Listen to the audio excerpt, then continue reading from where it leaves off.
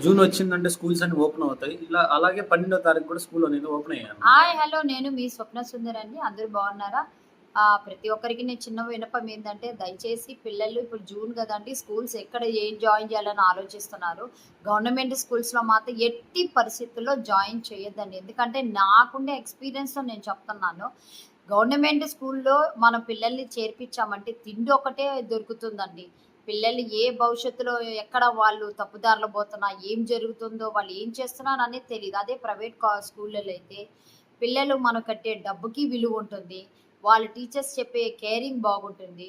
మన పిల్లల భవిష్యత్తు కూడా మనం అక్కడ చూసుకోవచ్చండి. ఎంతసేపు మనకు కష్టాలు అని నేననుకుంటే, ఆ కష్టం నుంచి బిడ్డలు మనం పైకి చేర్చేదానికే గదండీ మనము సాధిస్తున్నాము. మనం కష్టపడేది, తినేది, ఎత్తిపెట్టుకునే పిల్లల భవిష్యత్తే గదా! ఆ పిల్లల భవిష్యత్తే లేనప్పుడు ఆ స్కూల్సు చేర్పించడం ఎందుకు? తీసుకెళ్ళడం దేనికి? కాబట్టి దయచేసి గవర్నమెంట్ స్కూల్స్ మాత్రం ఎట్టి పరిస్థితిలో ఎవరు రెఫర్ చేయొద్దండి.